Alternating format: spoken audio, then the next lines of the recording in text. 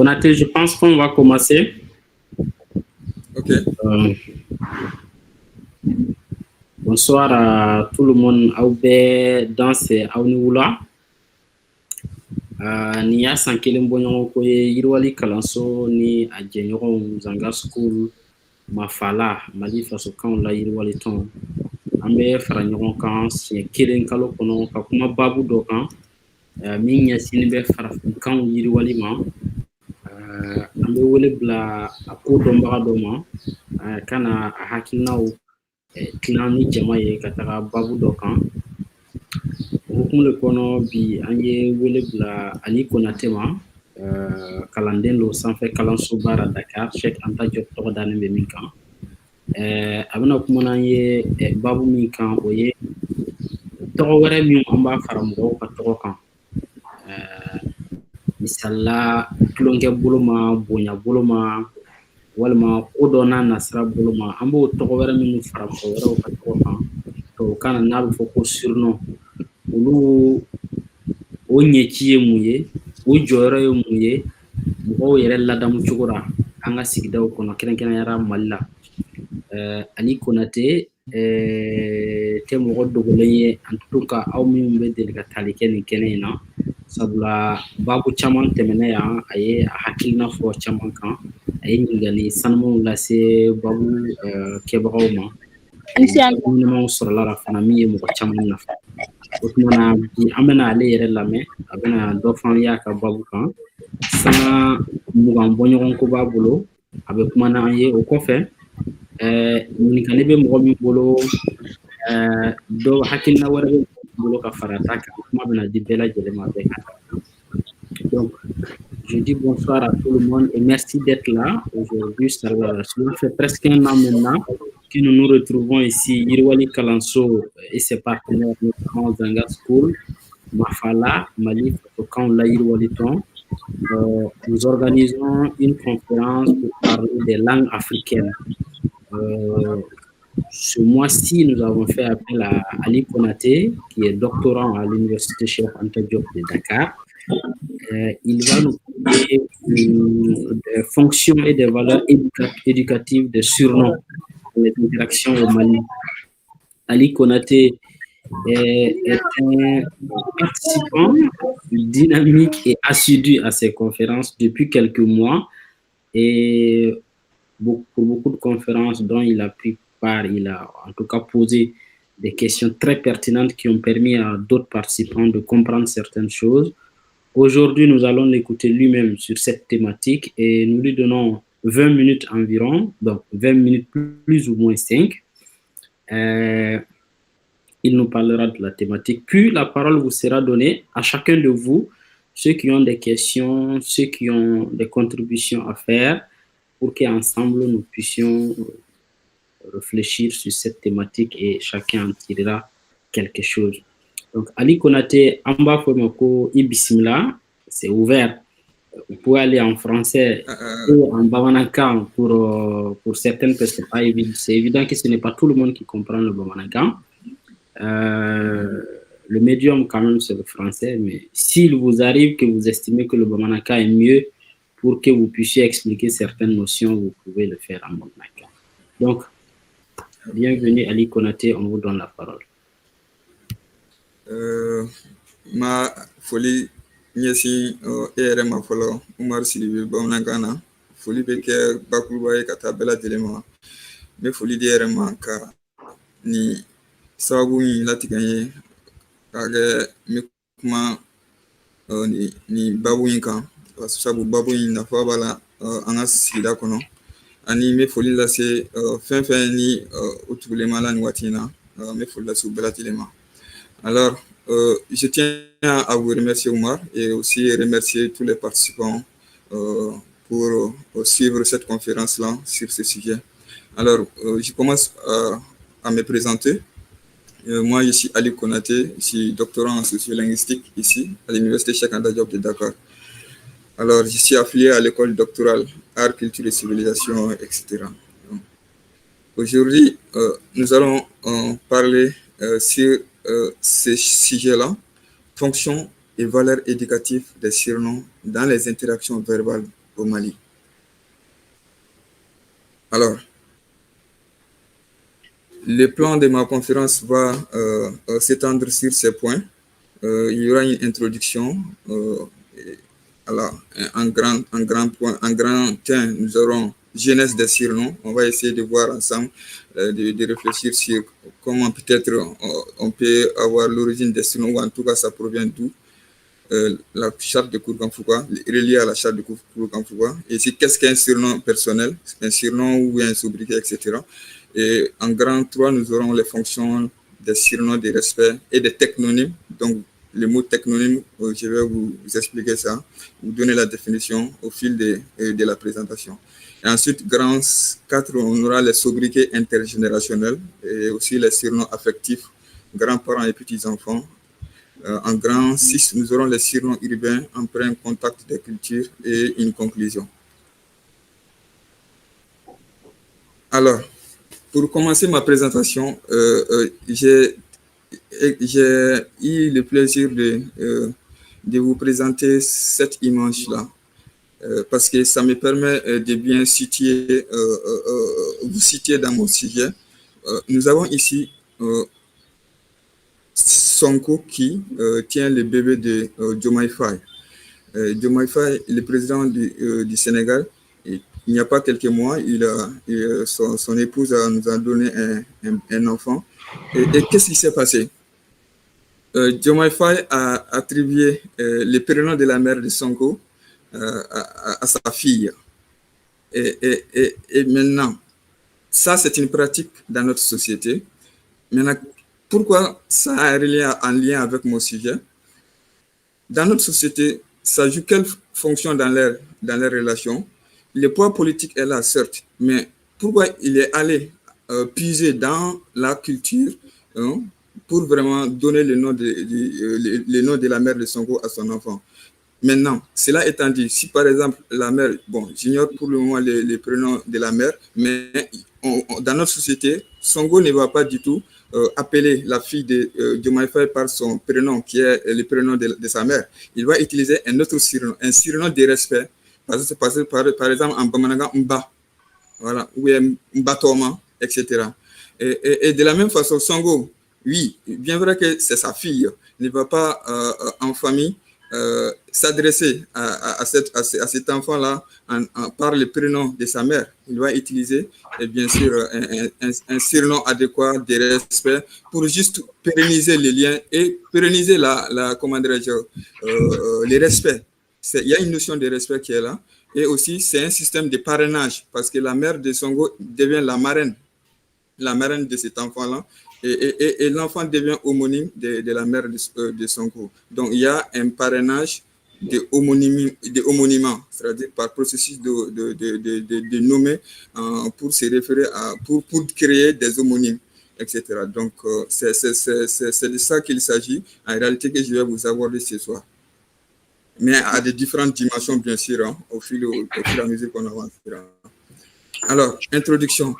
Le Mali, un pays riche en patrimoine culturel et matériel. Donc, la société du Mali, avec sa langue, ne se résume pas seulement dans une entité unique, mais il y a d'autres dimensions qu'on doit explorer. Par exemple, moi, j'essaie ici de lier la langue, société et ce qu'on appelle l'onomastique. L'onomastique, c'est une science qui étudie les noms. Et les noms là, ça peut s'étendre sur les toponymes, c'est-à-dire les noms de lieux, anthroponymie, les noms des personnes, etc. Mais ce que j'aborde aujourd'hui, ça s'inscrit dans le cadre des phénomènes cryptiques qui se manifestent dans les langages, qui sont les surnoms, qu'on appelle, il y a un terme global pour ça, la cryptonymie. Et ça s'inscrit dans la littérature orale aussi. Donc, pourquoi la littérature orale? Ce sujet-là, en littérature orale, il y a des genres oraux. Et l'onomastique fait partie de l'un de ces genres-là, surtout reliés à l'anthroponymie. Donc, la plupart des travaux abordent des questions des patronymes, des prénoms des gens, mais rares, bon, certains en abordent, mais les dimensions des surnoms, aller à la profondeur, c'est de ça que j'essaie d'explorer. Et ici, nous avons une anthropologie de l'éducation traditionnelle qui est basée sur les stratégies d'évitement de dénommer par respect les parents et les grands-parents. Alors, la pratique langagière des surnoms est un marqueur sociolinguistique. Voilà. Et j'essaie de montrer cela. Et discursif à la fois, parce que ça se manifeste dans la manifestation, ça se manifeste au niveau de la langue, mais aussi, et ce qui est, comment dirais-je, les catalyseurs de tout ça, c'est l'interaction. Parce qu'on ne peut pas du tout nommer quelqu'un sans s'adresser à lui. Et en s'adressant, bien sûr, on utilise ce qu'on appelle les termes d'adresse, qui sont les surnoms. Donc, on va essayer de voir si ça fait la quête de politesse linguistique normative dans la relation et aussi, à partir de là, ça peut ressortir l'organisation sociale. Donc, en grand 1, nous avons ici, genèse des surnoms, la charte de Kouroukan-Fouka. Je suis en train de relier ça à la charte de Kouroukan-Fouka.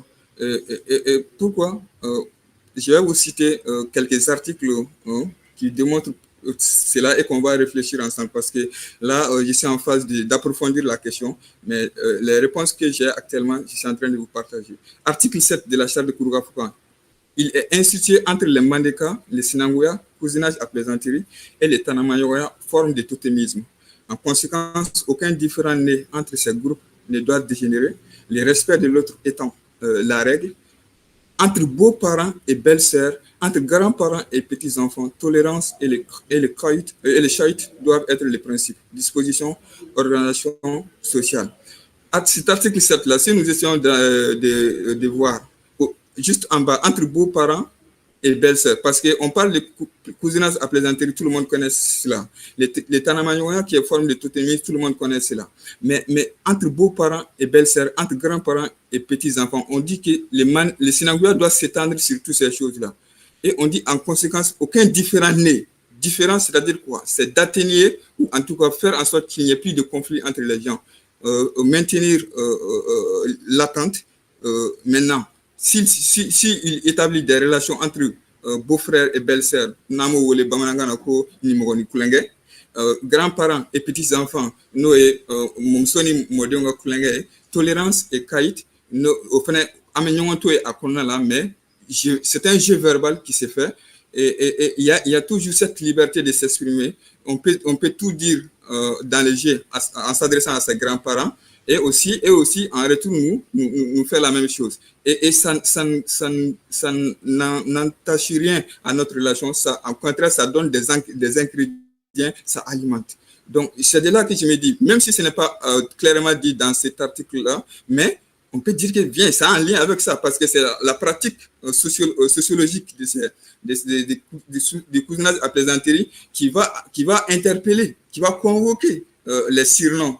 C'est l'attribution interpersonnelle des surnoms qui peut s'étendre à des dimensions relationnelles, grands-parents, petits-enfants, etc.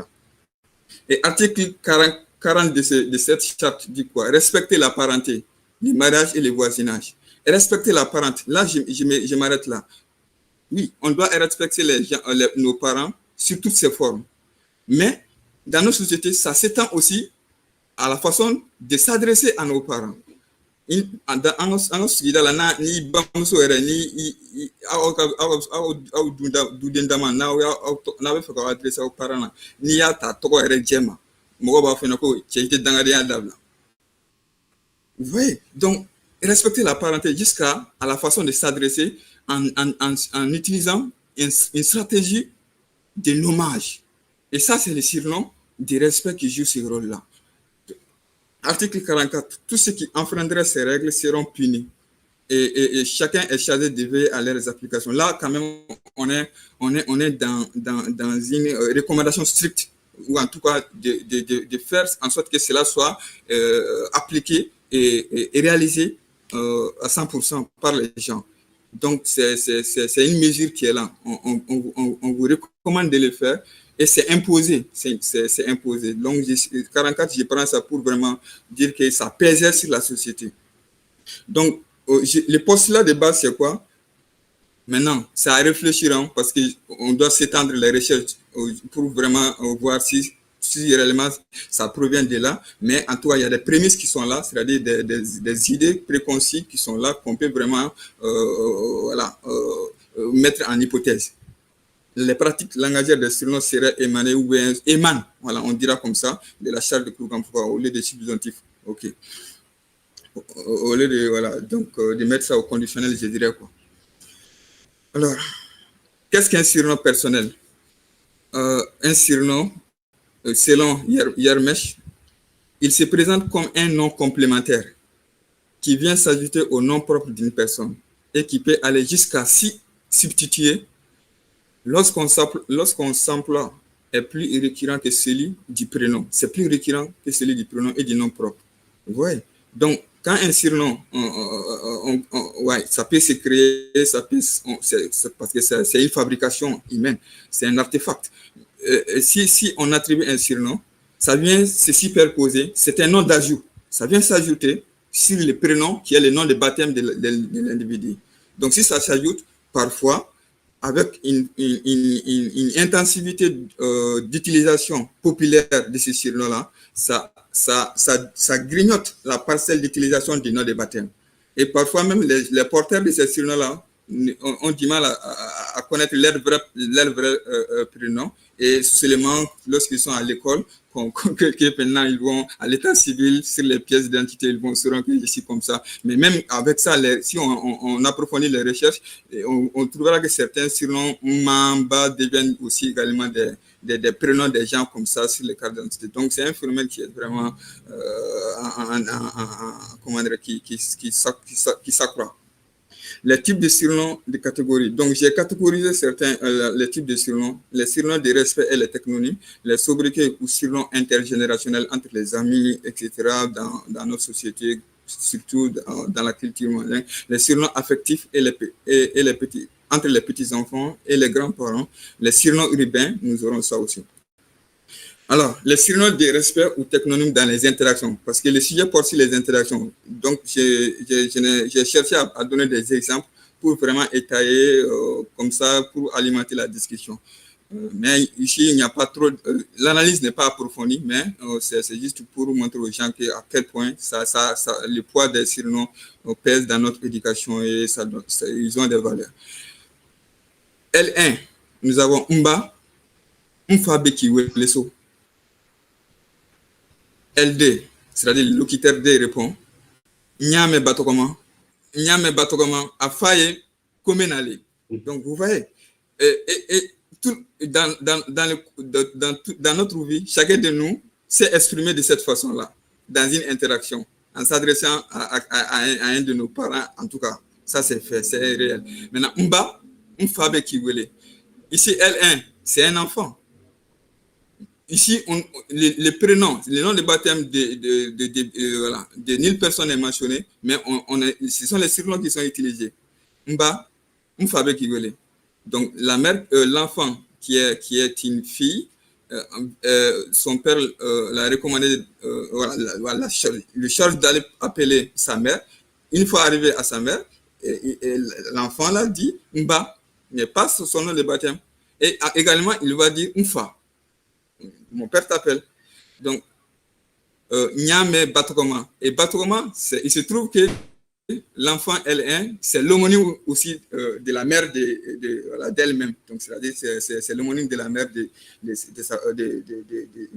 cet enfant-là. Et fonction marqueur de politesse. Pourquoi fonction marqueur de politesse? Parce que ces surnoms-là, déjà, c'est une forme de produire une image positive de soi dans la société. Parce que quand on enfreint à ces règles-là, dans cette situation interactionnelle, on va dire que celui-là, il est impoli. Donc, maintenant, pourquoi les recours à ces surnoms-là? C'est la raison pour laquelle je dis que ça a une fonction de politesse linguistique. Voilà. Et valeur image d'un enfant bien éduqué. Alors, les technonymes, c'est quoi? Je vais définir ça. Les technonymes est le nom attribué à une personne en référence à son enfant, généralement à l'aîné.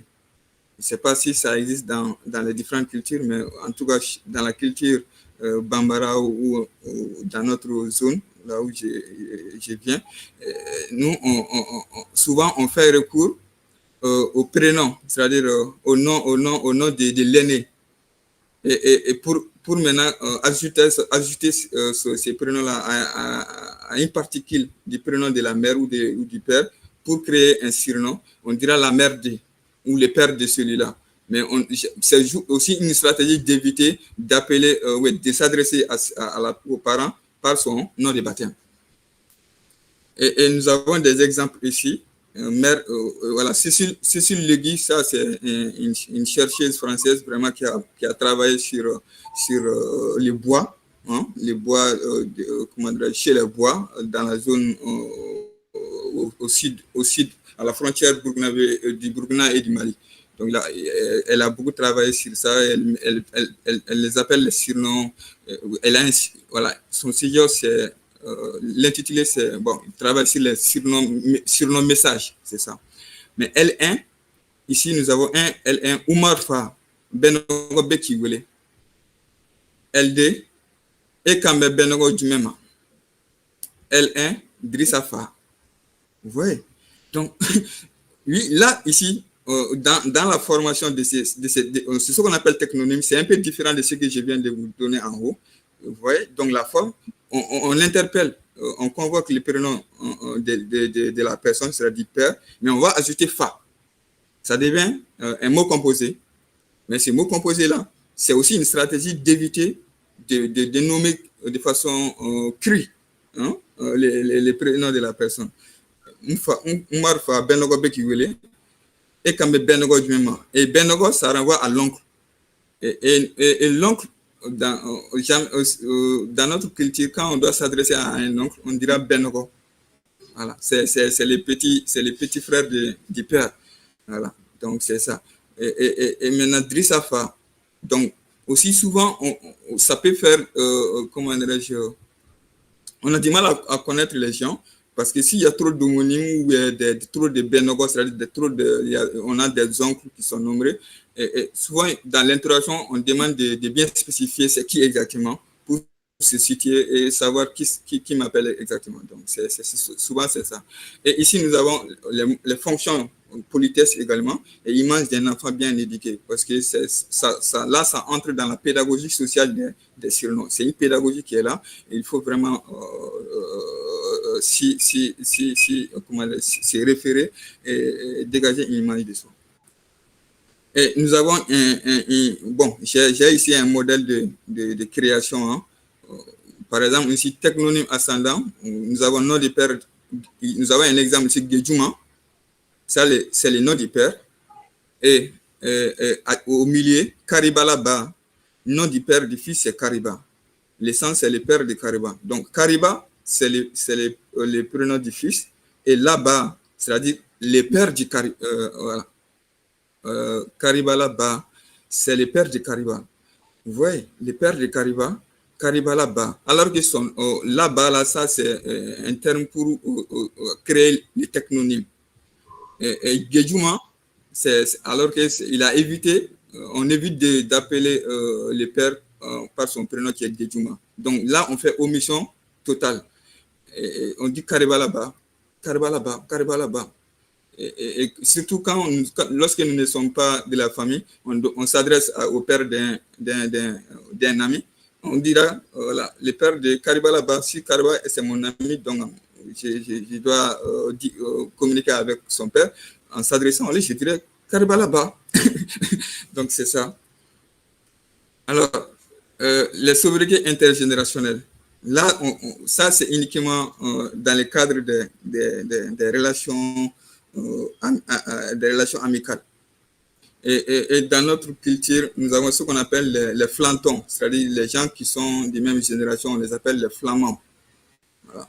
Mais il faut aller dans les milieux rustiques, rural, pour vraiment connaître ces choses-là. Ce n'est pas que les choses divines.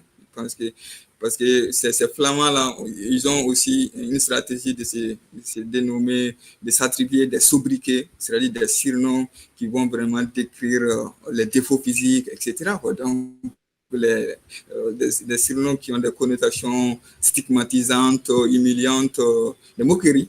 Et nous avons un exemple ici de sobriquet. Donc, Soso-sien. Quelqu'un dans un milieu rural ou quelque chose comme ça, on dira Soso-sien. Je peux attribuer ça à un de mes amis de même génération. Ça veut dire description des pieds d'une personne très mince. Si quelqu'un, morphologiquement, vraiment, il est très mince, voilà, il est longiligne, Soso-sien, on peut l'attribuer. Dabara, c'est une personne joufflie, une personne qui a de grosses, voilà, on dira Dabara. Et Klova, qui a de grosses oreilles. Nous avons aussi Kowoyo. Kowoyo, c'est qui urine la nuit en dormant. Vous voyez, ça, c'est humiliant. Les gens, quand entre générations, on te dit ça, voilà, bon, on n'est pas discret, hein, on humilie les gens en fait de ça, mais au-delà de cet aspect de moquerie, d'humilier la personne, mais ça entretient parce que seulement le porteur, lui, il ne veut pas qu'on popularise trop, surtout quand il commence à grandir là, il ne veut pas vraiment qu'on popularise ça ou qu'on l'interpelle en milieu des gens. Mais si tu le fais en secret, mais aussi il faudra que, même si je m'adresse, je l'attribue Koyo à un ami, lui aussi il va créer un surnom plus pur, voilà, plus humiliant, voilà, pour aussi continuer à populariser ça. Comme ça, ce sera 1-1, 2-2, chacun essaie d'égaliser en tout cas, ou en tout cas de remporter la partie interactionnelle. Vous voyez? Donc, Torida, qui a la bouche ressemblant à celle de la grenouille. Donc, en gros, c'est ça quoi, que je suis en train d'explorer, les fonctions entente. Donc, les fonctions, ça permet de maintenir l'entente. Il y a aussi les conflits. Oui, ça peut faire objet de conflit, hein, parce qu'il y a de ces amis-là, vraiment, si tu ne fais pas attention, ils sont lunatiques, ils n'ont pas de bonne humeur parfois quand tu ne fais pas attention, tu risques vraiment de se faire voilà, c'est une façon de ne pas se chercher la querelle, etc. Donc, valeur ludique, jeu verbal dans l'interaction, vivre ensemble en symbiose au sein du groupe. Parce que malgré ces aspects de moquerie, de stigmatisation, humiliation, mais le groupe reste soudé et ça continue, ça se transmet de génération en génération. Donc, c'est vraiment formidable. C'est une valeur culturelle qu'on essaie de voir. Les surnoms affectifs maintenant, grands-parents et petits-enfants. Là, c'est aussi, nous avons un mini corpus d'interaction. Nous avons L1, Korokara, Kinema Followa. L2, Tchekolo Nasogombo Bali, Neti Kafuru Lable. L1, Okmala, Kadafin Desera Ikorowa. L2, Itiseku Tanyona Kede. L1, Nte Korolinkola Fokura. L2, Ojoro Foitenela Ngeleni. Donc, vous voyez dans cette interaction, en rouge, nous avons des surnoms. Et ça se fait lorsqu'on est dans notre façon de jouer ce jeu-là avec nos grands-parents. Alors, toutes les grands-mères au Mali, en tout cas, quand elles commencent à vieillir, leur peau, la peau va avoir beaucoup de pluie. Et là, on dira Korokara, c'est juste une métaphore. Voilà. On essaie de voir, la carapace d'une tortue qui a trop de pluie et ça fait vraiment, c'est vraiment vilain. On essaie de créer ces links-là aussi à la grand-mère qui a trop de plis sur la peau en vieillissant. Donc, Korokara et Tchekolo, voilà, c'est le surnom peut-être que, voilà, c'est ça, c'est le surnom que la grand-mère a attribué à son petit-fils, Tchekolo, c'est-à-dire le faux mari. Voilà. Et Kadhafi, vous voyez maintenant, dans notre famille, en général, quand le père est très rigoureux, il est trop sévère, il a trop de principes, il est exigeant dans sa famille, c'est sa façon, ce n'est pas de la méchanceté, mais c'est juste une rigueur de bien éduqué.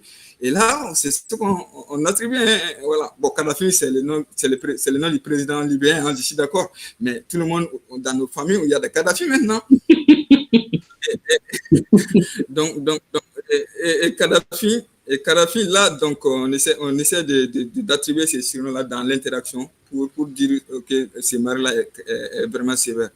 Au Kumala, Kadhafi, Desserai Koroa. Donc, vous voyez, et à la fin, Ngeleni, ça renvoie aussi au surnom du petit-fils. Ngeleni, ça c'est l'écureuil. Bon, on essaie de voir aussi un écureuil. Vous savez, l'écureuil est très maligne. Les chiens de chasse a du mal à la rattraper. Lors des chasses en campagne, c'est très difficile. Et puis, c'est un animal maraudeur d'arachide, des champs d'arachide. Les gens n'aiment pas. Mais il est malin. Elle est maligne, je voudrais dire, c'est une écurie. Donc, vous voyez ce que ça fait. Donc, une personne aussi qui est vraiment astucieuse, maligne dans ses façons de se dérober des travaux, etc. Donc, voilà, la grand-mère choisit d'attribuer ça à Ngeleni. Donc, c'est ça. Et nous avons les fonctions marqueurs de l'adoucissement de la relation, critique des attitudes par les surnoms, valeurs ludiques, maintien de l'entente aussi, valorisation de la culture. Là, vraiment, on essaie d'adoucir la relation parce que ce sont les adoucisseurs, pour interpeller les termes de Kerbrat Orokioni, voilà, qui parle des adoucisseurs en termes de formule d'adresse. Quand on le dit, déjà, quand je m'adresse par ces termes d'adresse Korokara à ma grand-mère, directement, le jeu est déclenché, le jeu verbal est déclenché. Donc, on est dans une autre dimension sociologique. Et aussi, même les gens qui nous écoutent vont se prêter. C'est un théâtre, c'est une scène qui se crée. Voilà. Donc, ça, c'est un peu un autre cadre, mais c'est vraiment... Les surnoms urbains, maintenant. Là, on essaie, j'essaie vraiment de convoquer ceux qui sont en général, voilà, ceux auxquels on retrouve dans les milieux urbains. Exemple, nous avons une interaction. Aonisu, Mbanisu, Ozo Beiwa, Ozo Ejoye, Nema Tokosugu, Nemo Tokosugu Danga Soya. Yakuza Dogoni de Kodo. Papa, Akame Ousmane Dema. Abatara Toko Tefone Kasur. Aoya Mea. Tchejo, il est Darala. C'est belle Kera Daraï. Ouais, ça, c'est cette interaction-là, ce langage-là, ça, c'est purement urbain. Ce sont les jeunes qui s'attribuent ces surnoms-là. Maintenant, vous voyez, c'est totalement différent de ce qu'on vient de voir. Parce que pour ceux auxquels je vous ai expliqué en haut, c'est seulement traditionnel, c'est dans la culture. Mais là, oui, on est en milieu urbain et les prénoms des gens se transforment en d'autres, en des surnoms, soit des troncations morphologiques. Donc ça, c'est un peu de la morphologie que je fais. Maintenant, ici, aux zoo, les gens qui se dénomment Ousmane en général, en tout cas au Mali, tout le monde, on va les appeler Ozo. Il y a Mamadou, Momo, il y a Jakari, il y a Jack, hein? Il y a aussi Bakari. Nous avons tellement, pour les filles aussi, ça existe. Mais pour l'exemple que j'ai pris ici, c'est pour les hommes. Sinon, chez les femmes aussi, même pour les cas des surnoms traditionnels, ça existe aussi chez les femmes. Donc, pour vous mettre au courant de ça. Et fonction, nous avons marqueur péjoratif. Là, ici, aux zoo, vous voyez même dans l'interaction, même les pères. Ici, aux zoo, on imagine que L1, ça, c'est un ami de la famille.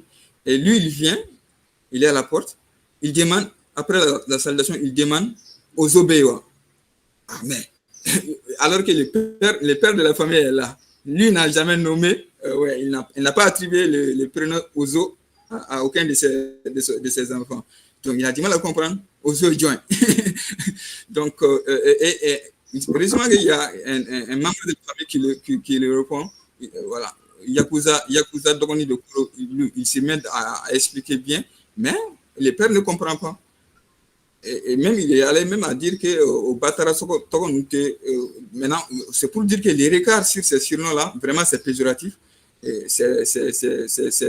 ça crée une mauvaise image de celui qu'il est, voilà, qui les exprime.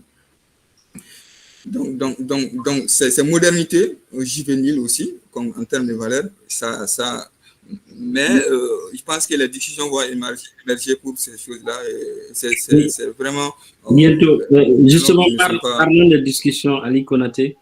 Je voudrais qu'on accélère un peu pour qu'on ait un peu de temps pour les discussions. Parce que... je suis déjà au niveau de conclusion. Ah, très bien. Voilà, le surnom, une fonction de déitique, marqueur d'identification sociale des adoucisseurs, une image positive ou négative, voilà. Porteur, politesse. Donc là, je suis en train de mettre de scinder les grandes lignes de valeurs et de fonctions. Et l'usage langagier des surnoms de respect dans la relation des parents et les enfants n'est pas toujours asymétrique. Hein. Donc les parents, eux aussi, voilà, dénomment ou appellent respectivement avec des surnoms de respect les enfants qui sont homonymes d'un de leurs grands-parents, etc. Donc, ça, c'est quelques références bibliographiques. Et merci pour votre attention. Ben, merci à vous, docteur. Doctorat. Amen, ça sera pour bientôt. Amen, Inch'Allah. Merci beaucoup, Ali Konaté. C'était très intéressant. C'est vrai que j'avais dit au départ que vous avez 20 minutes, plus ou moins 5. Au fil du temps, je voyais tellement que la communication était intéressante. Je n'ai pas voulu vous interrompre. J'espère que beaucoup de gens aussi ont tiré quelque chose de très intéressant. Ok, merci. Alors, je donne la parole à qui veut la prendre. Vous pouvez lever la main à partir du logiciel pour qu'on vous donne la parole. Et puis, ceux qui ont des questions, ceux qui ont des contributions. Oui, Idrissa Guindo. Ali Konaté, vous pouvez désactiver le partage, s'il vous plaît. Ok. Oui, Idrissa Guindo, je pense que vous avez fermé votre micro. Donc, c'est bon? Oui, allez-y. Alors, bonsoir à tous. Merci, docteur Ali Guindo, docteur Ali Konaté, pour cette brillante exposé. Et merci aussi à tous les participants. Maintenant, par rapport au sobriquet, surtout traditionnel que vous avez fait cas, est-ce que, puisque au Mali, nous avons une diversité culturelle, c'est une réalité, par exemple, du milieu Bambara que vous avez mis en exergue, ou bien vous avez pris en compte un peu les différentes ethnies du Mali? Merci. Merci. Ali Konaté, je voudrais qu'on prenne d'autres questions, si possible. Ensuite, on vous donnera la parole. Okay. Est-ce que quelqu'un d'autre veut réagir? Une question, une contribution?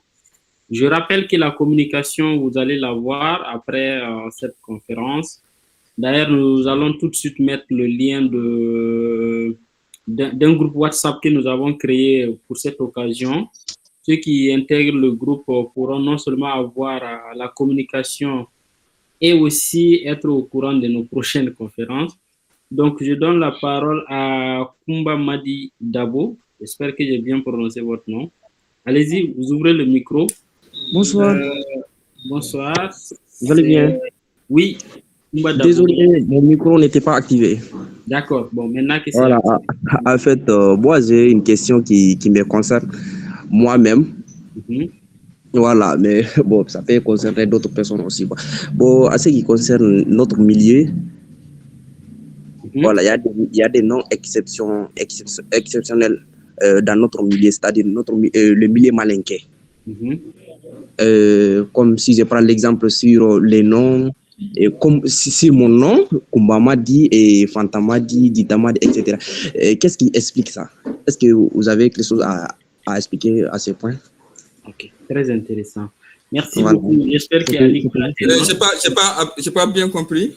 Il a dit son nom, Kumba Madi, il y en a qu'on appelle Fantamadi et autres. Est-ce qu'il y a une explication culturelle ou socio-linguistique de ces noms? Mouktar Traoré, allez-y. Je rappelle que j'ai mis le lien du groupe WhatsApp dans le chat. Vous pouvez intégrer le groupe WhatsApp pour non seulement avoir la communication, mais aussi être au courant de nos prochaines conférences. Oui, Mouktar Traoré, allez-y. Ok, bonsoir à tous. Bonsoir. Je ne sais pas si on m'entend. Très bien, on vous entend, allez-y. Ok, voilà. J'avais une question et des contributions aussi en même temps. Oui. Je ne sais pas, je commence par laquelle, ou bien à moi de décider. Oui, allez-y, vous décidez selon l'intérêt de chacun. Voilà, donc, premièrement, je commence déjà par la contribution. Bon. Ouais, je vois que il y a beaucoup, ça veut dire beaucoup de parties sont rédigées en Bambara plutôt. Voilà, et on n'a pas du tout fait attention à l'orthographe du Bambara, ce qui est très dommage. Vous avez voulu l'écrire directement en français Bambara, je vais dire comme ça. Ok. La question maintenant. La question c'est est-ce que pour vous, il y a une différence entre ce que vous appelez surnom et appellatif? Surnom et appellatif. Appellatif, oui. Appellatif, d'accord. Est-ce que voilà, il y a une différence entre un surnom et un appellatif pour Ali Konaté? D'accord. Merci. Oui. Voilà. Et la dernière partie, je ne sais pas, ok. Puisqu'il n'y a plus ces slides-là, je vais regarder, je vais faire des captures, si vous me permettez toujours. D'accord. Oui. En fait, au niveau des technonymes, oui. Oui.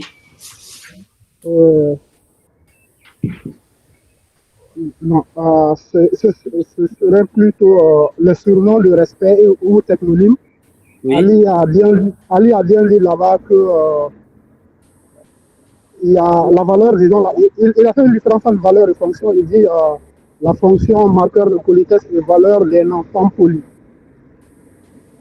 Est-ce que dans les sociétés mondaines, je vais dire comme ça, si un enfant dit Alifa, est-ce que c'est de la politesse?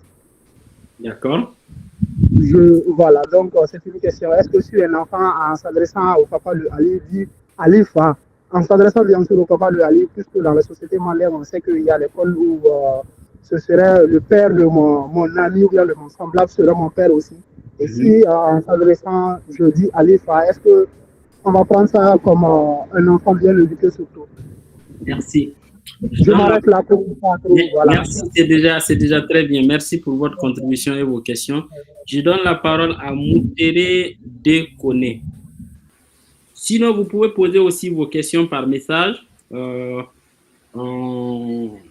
le portera à la connaissance du communicant. Bandjougou Dramé. Oui, allez-y, Bandjougou. Oui, bonsoir à toutes et à tous. Toutes mes félicitations à notre doctorant, M. Konaté, pour cette présentation. Je tiens aussi à remercier tous les organisateurs pour cette conférence. Alors, d'abord, j'ai une contribution, mais aussi des questions par rapport à la présentation. Oui, ben, quand on essaie de voir notre société, surtout au niveau de l'Afrique, de l'Afrique de l'Ouest, moi, je prends depuis autant du premier empire ouest africain, qui est l'empire du Ghana. Quand on essaie de voir depuis à ce moment, on peut parler quand même de ce que notre frère vient de présenter ici, des surnoms, moi je dirais, oui, des surnoms affectifs, surtout claniques, quand on essaie de prendre. Moi, je prends le côté soninké, par exemple, dans la société soninké, moi, en tant que si je suis l'aîné de mes parents, ma femme, l'enfant qu'ils auraient va porter là le nom de mon père. Si c'est un premier garçon, ça va porter le nom de mon père.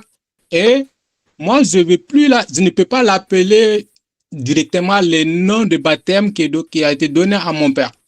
Comme il a si bien dit, dans les milieux bambara, on va dire une fois. Ben, chez nous, dans les milieux soninké, on va parler de Ba, qui est aussi le diminutif de Baba.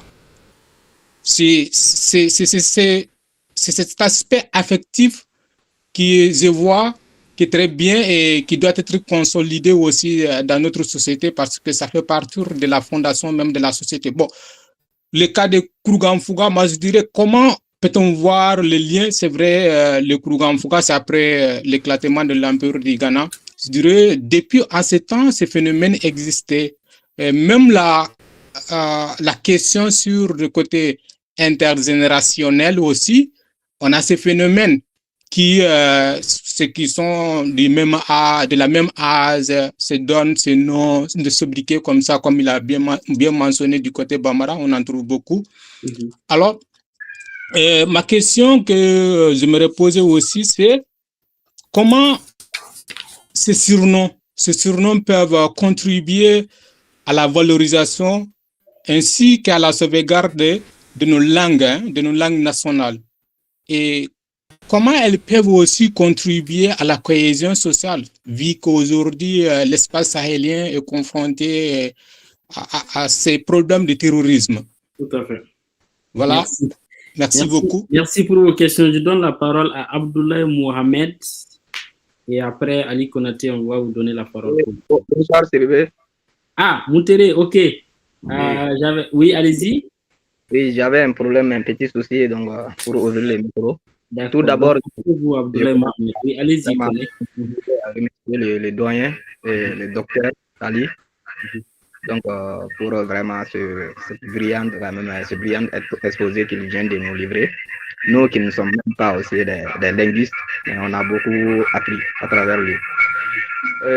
Mais concernant le cas, parce qu'il a fait cas un peu de la zone, de notre zone, parce qu'il a parlé des bois, donc qui fait frontière entre la zone qui fait frontière entre Mali et Burkina. Donc, moi, je suis autochtone de cette zone.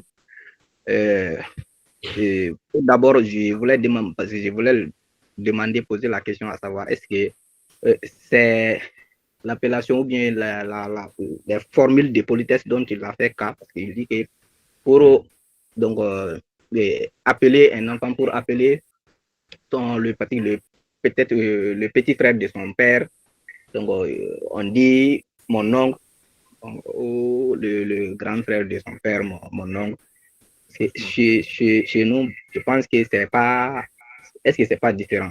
Parce que chez nous, toujours le grand frère de ton père, nous, en Bobo, on dit, tradition littérale, on dit Bakoroba. Ok. Mais on part toujours donc de l'oncle si il s'agit des parents, c'est-à-dire des parents de ta maman, c'est-à-dire la famille de ta maman. Okay. Voilà, c'est là où on mentionne mon oncle. Sinon, les petits frères de mon père, donc c'est Batitin. Okay. Et mon père, c'est Bakoba. C'est la même chose partout, quoi. Chez nous, quand même, c'est comme ça. Ok, merci beaucoup.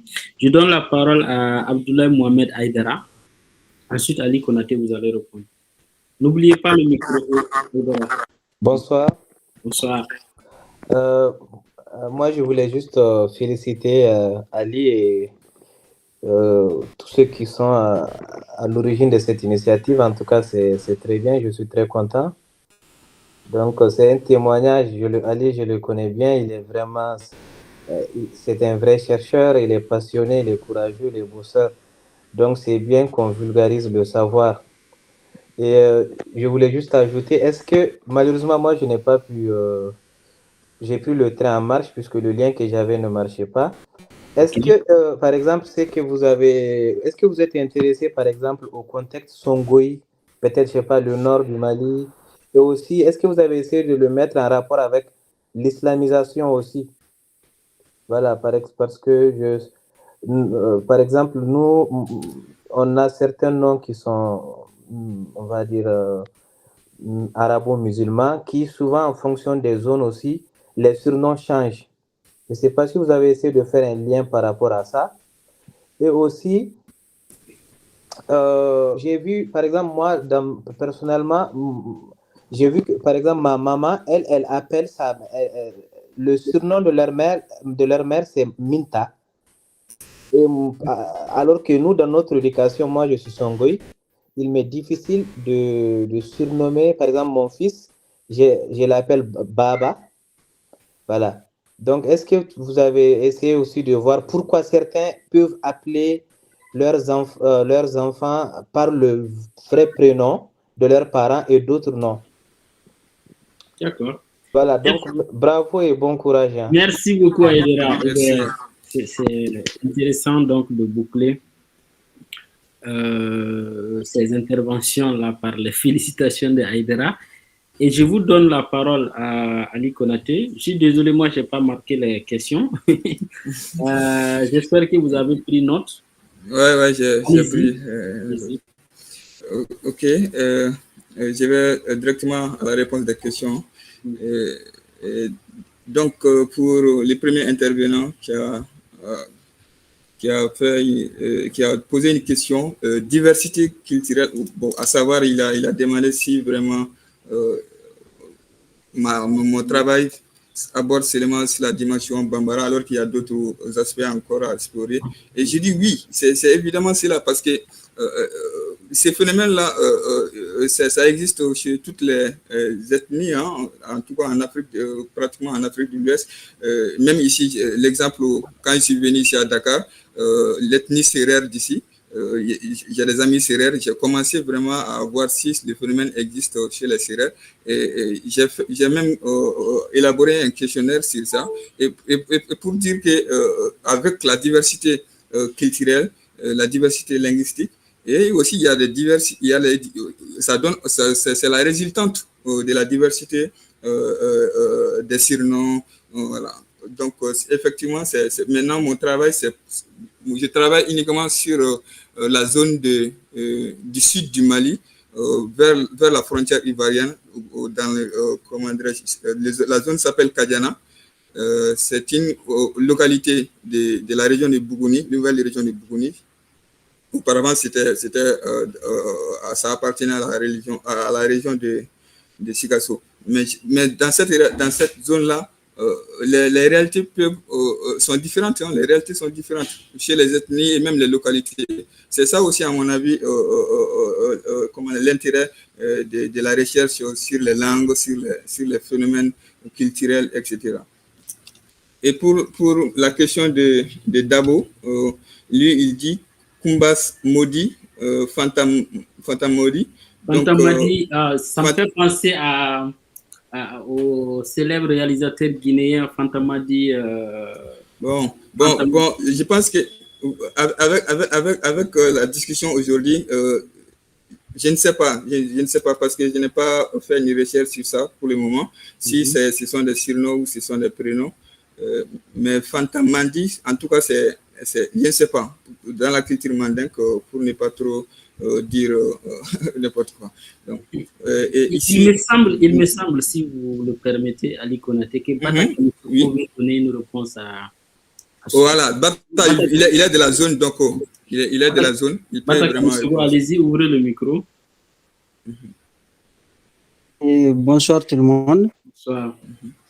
Ok. Et je remercie d'abord Ali pour son exposé très riche. Là. Et la question de Kumbamadi, à savoir qu'est-ce que ça veut dire Kumbamadi, Fantamadi, par exemple Nyargamadi, Nyargaoulé, etc.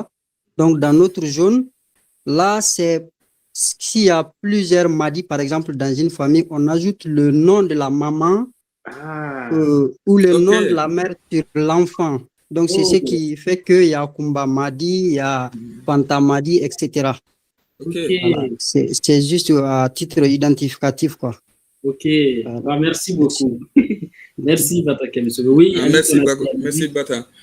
Pour les questions de Mouktar, oui, d'abord, je tiens à dire que pour comment l'écriture en Bamanankan, c'est-à-dire les textes, le corpus que j'ai présenté, bon, j'étais conscient de ça au moment où je le faisais. Je n'ai pas vraiment eu le temps mais dorénavant, je prends en compte pour améliorer. Donc, ma façon d'écrire les mots exacts en Bamanankan. Voilà. Donc, ça fait longtemps que je n'ai pas cette culture-là et je reconnais. Alors, pour la différence entre les surnoms et les appellatifs, bon, un appellatif, ça, je dirais, ce sont les termes d'adresse ou les formules d'adresse que Terbrat Orokioni a abordé dans ses recherches même. Par exemple, on dira monsieur, madame, hein, les appellatifs en français qu'on connaît, hein, honorable, excellence, voilà. Mon général. Donc, ce sont les appellatifs. Mais je pense que ça, c'est ancré beaucoup plus dans la culture française que chez nous. Par exemple, quand même dans notre famille, on a notre manière de surnommer les maris. On dira coquet. Voilà, coquet. Alors que chez les Européens, ils vont dire madame. En tout cas, peut-être il y a d'autres appellatifs, mais coquet, comousso. Tout cela, nous avons ces surnoms-là, affectifs-là, mais aussi ça alimente le couple, le foyer, et c'est ça. Maintenant, est-ce qu'il y a une différence avec les surnoms? Je dirais, je ne sais pas trop, mais surnom, je dirais seulement, lorsque les surnoms viennent se superposer sur les noms de baptême, et que si on popularise ces surnoms-là, on utilise ces surnoms-là qui va grignoter la parcelle d'utilisation du prénom du porteur. Et cette superposition-là va perdurer et finira par, bien sûr, éliminer ou neutraliser les noms de baptême. Mais seulement, je dirais, c'est à l'état civil qu'on va bien sûr essayer de partager. Mais les appellatifs, on peut les appeler aussi les surnoms, les appellatifs, ça peut se faire. Mais dans leur contenu culturel, c'est diamétralement opposé à mon avis. Et maintenant, pour la question, si je peux me permettre de dire deux mots. Oui, Mouktar Traoré. Oui, en fait, il y a bien sûr une différence entre appellatif et surnom pour moi, hein, parce que je vais dire comme ça. Et je dirais encore que ce n'est pas surtout occidental, les appellatifs. Par exemple, qui n'a pas appelé son chef de village Dougutiki? Qui n'a jamais dit à un de ses grands frères du quartier Nkoro? Ce sont les appellatifs. Je ne vous contredis pas, Mokhtar, je ne vous contredis pas. J'ai dit que le contenu culturel aussi, la charge culturelle aussi à ne pas ignorer en fait. Sinon, ce sont les équivalents. Même moi, quand je parle des technonymes dans ma recherche, parce qu'au fur et à mesure que la recherche progresse, on va découvrir d'autres aspects. Est-ce que vous comprenez? Maintenant, Dougutigi, ce n'est pas comment dirais-je, je n'ai pas exploré toutes ces dimensions-là pour ne pas vous contredire. Il peut y avoir des équivalences, mais ça a une charge culturelle. Ça a une charge culturelle. Est-ce que vous comprenez? Et ce que j'ajoute encore, oui, une charge culturelle et en même temps professionnelle aussi. Et ce que j'ajoute encore. Merci, c'est ça. Et ce que j'ajoute encore est que. Bon, allez-y, parce que c'est à. Ok. En tout cas, je vous comprends bien. Même pour le cas des technonymes, par exemple, ça ne se limite pas à ça. Par exemple, quelqu'un qui vient, un intervenant même l'a évoqué, c'est-à-dire les termes claniques, les surnoms claniques. Moi, je viens d'une famille, on va juste essayer de me dire, comment dirais-je, Ali de telle famille clanique, Ali de Kobgoula, Ali de Konatela, etc. Ça, tout cela, ce sont ces formules de technomisation aussi dans notre culture. On peut les appeler les appellatifs aussi, comme vous l'avez si bien dit, mais la charge culturelle aussi est à vraiment prendre en compte. Et maintenant, j'espère que j'ai répondu à toutes ces questions. Et, oui. Allez-y, oui. Après, okay. Après Mouktar, il y avait eu des questions. Maintenant, comment peut contribuer à la valorisation? Voilà. Et l'intervenant aussi a évoqué cela. Comment on peut vraiment faire en sorte que ces surnoms-là contribuent à la valorisation, à la cohésion sociale. Bien sûr. Et c'est surtout même l'objectif de mes recherches. Parce que si nous regardons, on s'apprécie beaucoup sur le cousinage à plaisanterie comme un aspect qui a toujours réconcilié les gens. Oui, ça c'est une dimension entre ethnies. Les Koulibaly et les Konaté, etc. Donc, ça, c'est une dimension ethnomique axée sur la patronymie. On essaie de voir ça. Mais je ne parle pas de cette dimension-là. Mais ma problématique, c'est-à-dire ce que je cherche à savoir, est-ce qu'il n'y a pas aussi la dimension des surnoms qui peuvent contribuer à la valorisation et à la cohésion sociale et réconcilier les gens, surtout la dimension des conflits dans les Sahel qu'on a aujourd'hui. Donc, exactement, maintenant, comment ça peut se faire? Je pense que nous, les chercheurs, on doit faire ces recherches-là, mais en général, les résultats de ces recherches-là doivent vraiment doivent venir à l'appui pour les décisions politiques, à les implémenter dans leurs décisions politiques, etc. Parce que les débats aujourd'hui, des assises qu'on a au Mali aujourd'hui, pourquoi ne pas aussi explorer cette dimension-là? Parce que bien sûr, ça c'est une dimension, ce n'est pas une dimension, comment dirais-je, entre les ethnies, mais ça permet de relier, de souder les couches, c'est-à-dire les couches sociales. La stratification sociale qui existe, il y a certaines il y a une hiérarchisation sociale qui est là et que les gens ont leur façon de s'adresser. Et à partir de cette configuration-là, on peut vraiment voir que ça, c'est les surnoms-là, ça renvoie à l'identité de ces groupes, etc. Donc, c'est de ça qu'il s'agit. Je pense que c'est la décision politique qui pourra vraiment nous aider. Mais voilà, les recherches, nous, les chercheurs, on va les faire, hein. Mais ça restera pour le compte des décisions politiques, etc. Donc, nous avons, est-ce que ces formules de politesse, de différence, il y a une différence? Je n'ai pas bien compris cette question. Est-ce que ces formules de politesse, différence, c'est la question de qui? Mais j'avais mentionné, ici oui. J'avais mentionné oui. Excusez, hein, parce que je n'ai pas pu noter les noms des intervenants. Je crois que c'est connu, n'est-ce pas? Parce que il dit que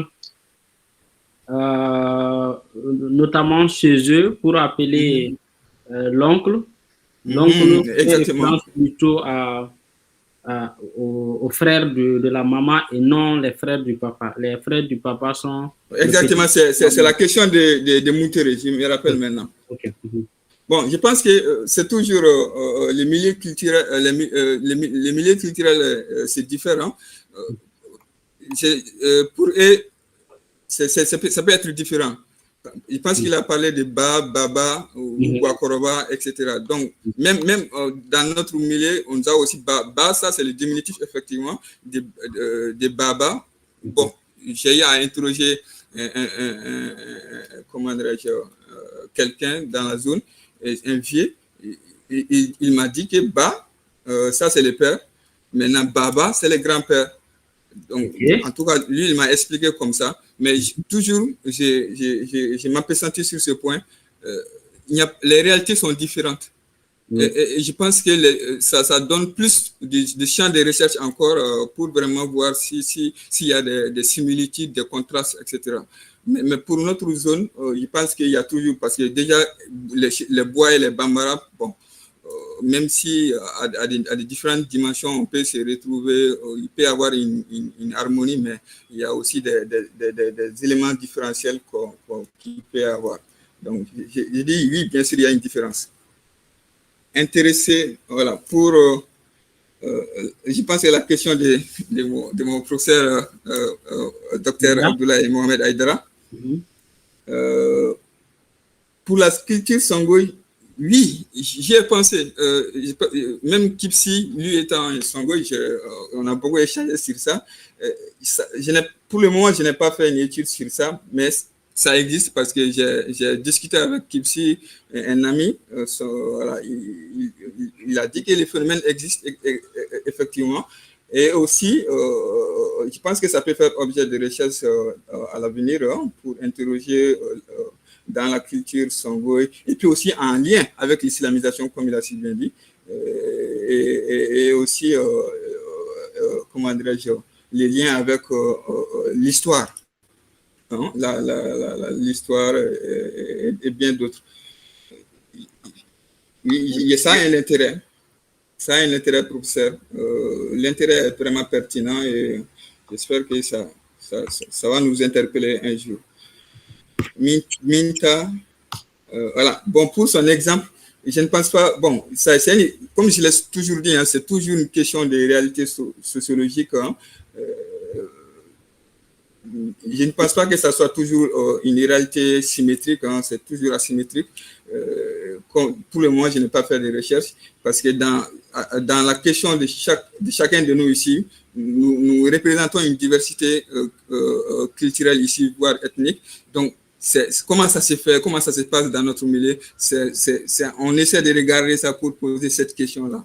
Et moi aussi, en fonction du milieu sur lequel je travaille, j'essaie de voir ça. Donc, les regards ne sont pas les mêmes, mais sur les mêmes objets, sur les mêmes matériaux. Donc, je pense que c'est ça qui fait que le terrain est assez vaste pour avancer. Donc, j'ai répondu presque à toutes les questions. En tout cas, je vous remercie. Oui, ça reste une question. Ah non, oui, il y a Djeneba Kwala qui a levé la main. Et... Ah, enfin, une dame qui va intervenir. C'est bien. Bandjougou Dramé dit que je pense que le diminutif, je lis la réponse qu'il a donnée, je pense que le diminutif de Minita, décrivent des prénoms arabes comme Aminata, Emata, Excusez-moi si je peux. En fait, je n'ai pas demandé l'origine de Minta, ça je le sais. Moi, c'est pas ça ma question. Minta, c'est Amina, je sais. Moi, je vais plutôt demander la portée, par exemple, affective, émotive, émotionnelle, en fait. C'est ce que je demandais, quoi. Par rapport à ce surnom, Minta, on va donner un surnom dans telle zone, Minta, dans une autre zone, on va donner autre chose, et en fonction des familles. Voilà. Ok. Donc en tout cas, c'est des pistes à creuser. Merci. C'est justement ça. C'est ça. Parce que la langue est une barrière pour moi-même, donc je ne comprends pas. Donc, mais je sais que c'est vraiment ça un intérêt. C'est très pertinent. En tout cas, bravo et bon courage, mon frère. Merci beaucoup, Aïdara. Voilà, vous avez la parole. Vous pouvez poser votre question dans le chat si vous voulez. Bata Kamisoko, oui, allez-y. Dans 10 minutes, nous allons arrêter, je rappelle cela. D'accord, moi j'ai deux petites questions. Et la première, c'est de savoir les noms et les surnoms. Quand le surnom prend le dessus sur le nom de la personne. Sur le prénom, oui, voilà, le prénom. Quand le surnom prend le dessus sur le prénom, comment on appelle ce phénomène en sociolinguistique? Est-ce que ça a une appellation? Ça, c'est la première question.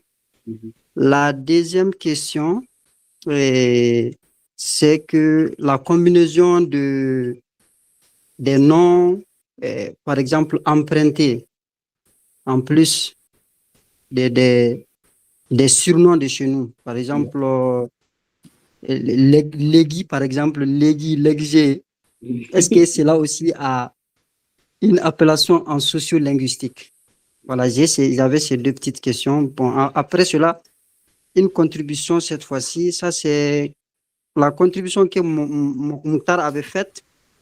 Je crois que c'était une remarque très, très pertinente, mais en ce moment, ça crachait. Je ne sais pas si l'intervenant Ali a bien compris, parce que là, une recherche scientifique, là, je crois peut-être il peut travailler ça en thèse.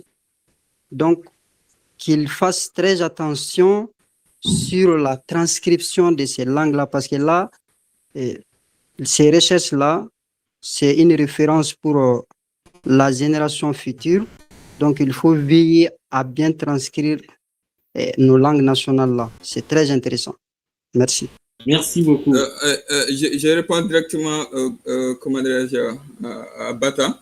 Vous me permettez? Oui, allez-y. Donc, d'abord, pour la transcription, c'est dans le cadre de ce sujet-là, parce que déjà, la thèse ne porte pas sur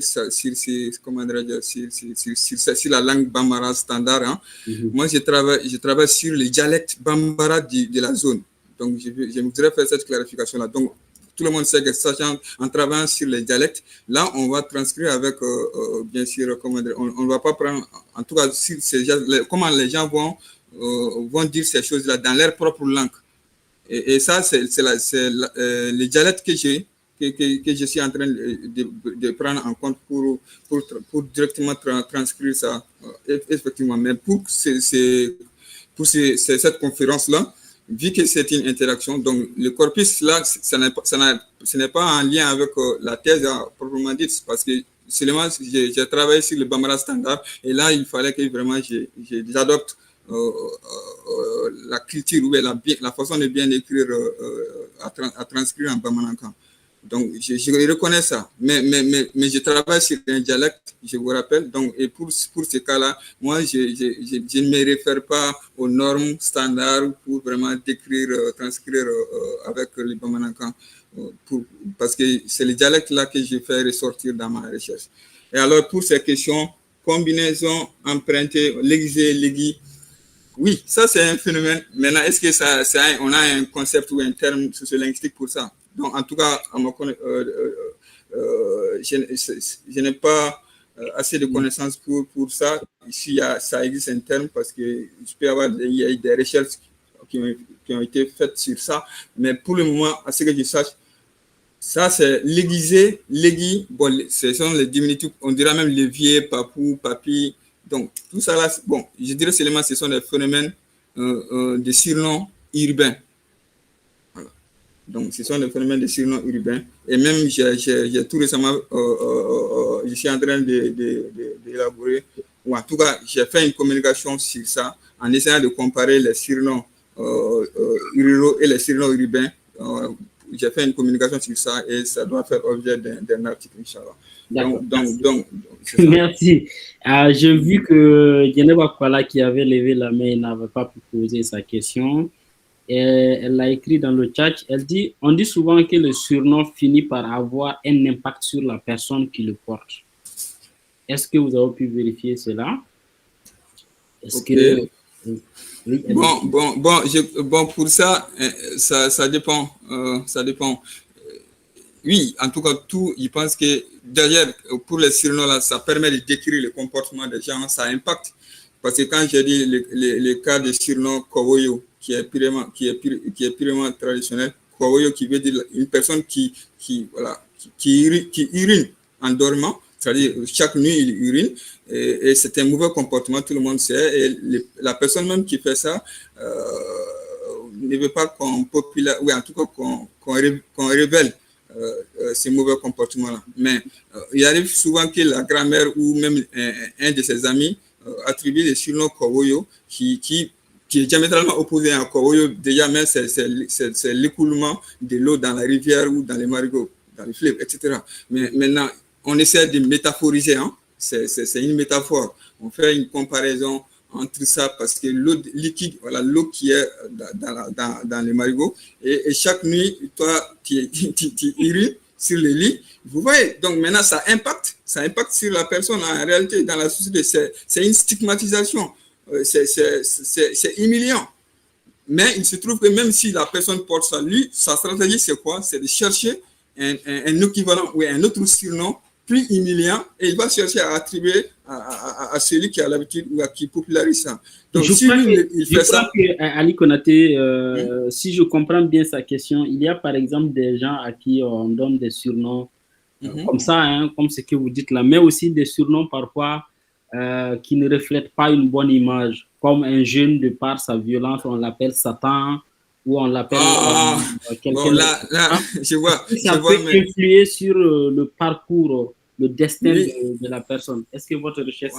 Bon, le destin, bon, je n'ai pas exploré cette dimension pour le moment. Est-ce que quelqu'un d'autre voudrait poser une question? Ah, pardon, Abibatou Malé, pardon. J'avais vu votre main levée, mais j'avoue que je l'ai avalée. Allez-y, ouvrez le micro. Abibatou Malé. Ouvrez le micro. Je vois si j'ai la possibilité de l'ouvrir. Voilà. Oui, allez-y. Oui, bonsoir.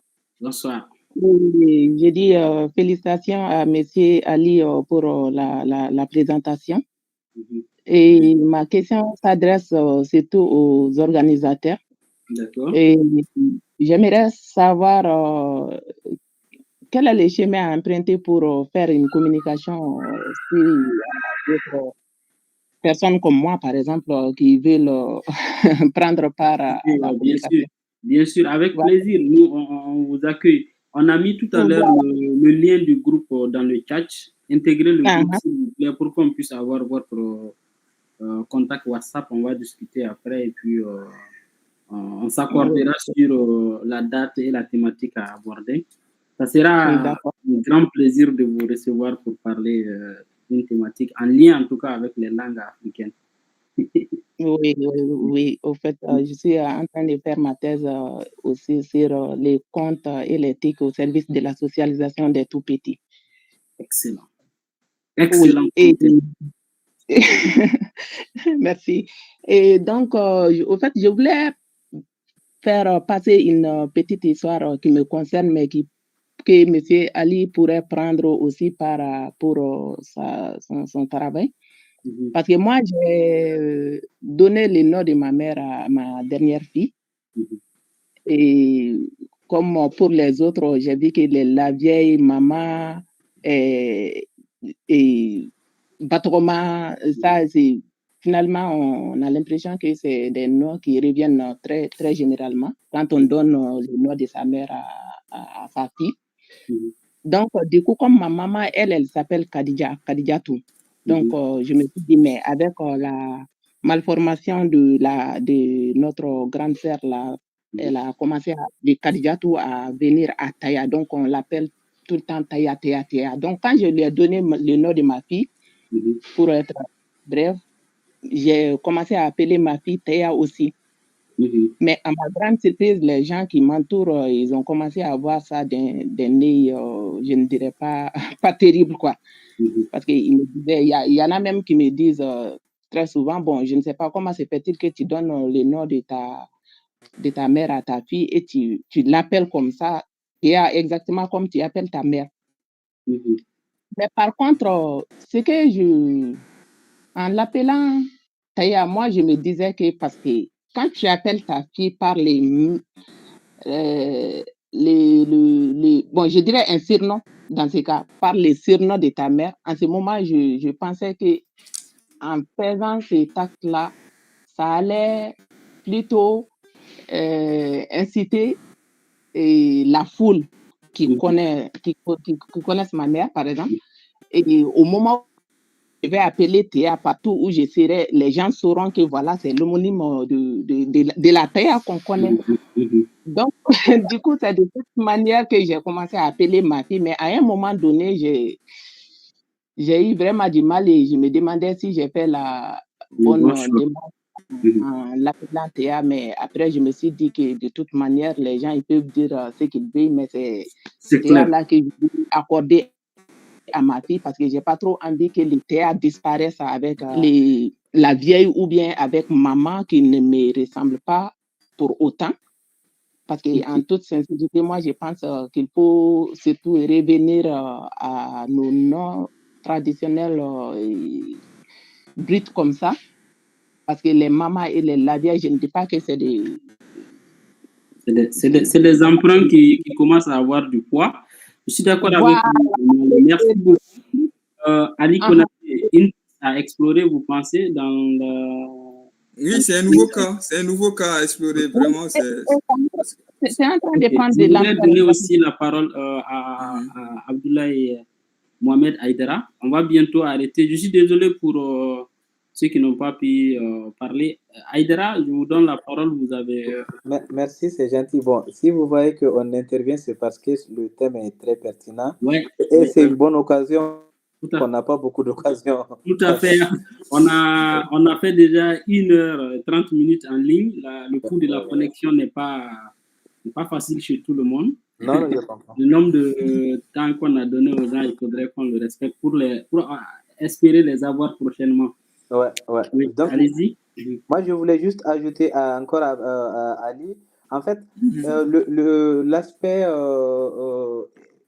à mon avis, l'aspect religion, c'est vraiment important à intégrer puisque ça fait aussi partie de la culture. Donc, il faut par exemple, quelqu'un a demandé si les surnoms ont un impact sur le comportement, par exemple, dans l'islam. Déjà, les idionymes, les prénoms, il est dit de bien prénommer ses enfants. Et que le prénom qu'on donne, ça impacte. Et aussi les surnoms. Par exemple, tu prends les prophètes, ils ont tous des surnoms. Tu prends les compagnons, ils ont tous des surnoms. Et tu prends même le prophète de l'islam, il a beaucoup de surnoms en fonction de ce qu'il a fait et tout ça. Maintenant, par rapport à ce que je voulais ajouter, en tout cas, j'avais pensé à ça il y a longtemps, mais je n'ai pas eu le temps de creuser. Parce que Bata a parlé de ça. Moi, à un moment, les surnoms des membres de l'AM, ça m'a un peu choqué. Par exemple, Guinée, Kafiri, Meleke. Donc, moi, je pense qu'il faut peut-être... vous avez une belle chance, en fait, de creuser dans tous ces aspects, quoi. Oui, j'y ai pensé. J'y ai pensé aussi. Donc, l'AM, c'est ce qui m'est beaucoup resté en tête, des surnoms incroyables qui, voilà, donc... Vraiment, c'est ça. Il y a tellement de dimensions. J'y ai pensé. Eva aussi voulait dire dans sa question, parce qu'elle dit qu'il semble que les noms peuvent suivre le porteur.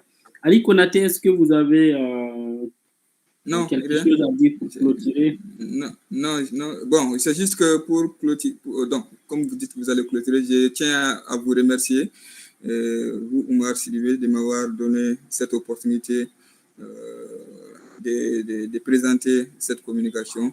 Et aussi, j'ai remercié mon professeur Abdoulaye Ahmed Aïdara. Donc, et puis aussi les interventions, les participants, les questions, voilà, elles sont toutes pertinentes. Et c'est ça l'objet aussi, de venir confronter au public, tirer des enseignements aussi, apprendre et enrichir, parce que nous sommes doctorants ici, donc les perspectives que je viens d'avoir là, ça permet de voir clair ce que j'ai à faire et améliorer le travail. Et merci à tout le monde. Merci beaucoup, Ali Konaté.